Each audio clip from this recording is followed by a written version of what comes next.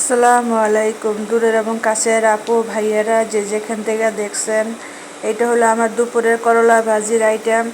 আমি হালকা হলুদ দিয়েছি এবং মশমশা ভাজা ভাজা হলে আমাদের ঘরে করলা ভাজিটা অনেক পছন্দ করে।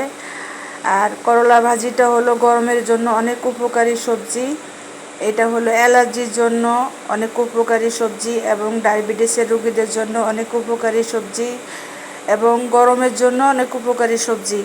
তাই আমি আজকে করলা ভাজি করলাম, আপনাদের মাঝে তুলে ধরলাম। আর এইখানে হলো বেগুন ভাজা।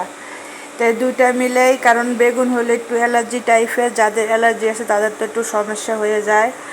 আর গরুর মাংস তো একটু অ্যালার্জি যাদের সমস্যা তাদেরও সমস্যা হয়ে যায়। এই জন্য দুইটা মিলাইয়া করলা ভাজিটা খেলে ওই জিনিসটাগুলা উপকারী হয়। তাই আমি করলা ভাজিটা আজকে করলাম। কেমন হলো আপনাদের মাঝে তুলে ধরলাম। লাইক কমেন্ট শেয়ার দিয়ে পাশে থাকবেন। আশা করি আমাদের ভিডিও বেশি বেশি দেখবেন এবং ফলো দিবেন। আশা করি আপনারা ভালো থাকবেন, সুস্থ থাকবেন। আল্লাহ হাফেজ। আসসালামু আলাইকুম। ঈদ মোবারক।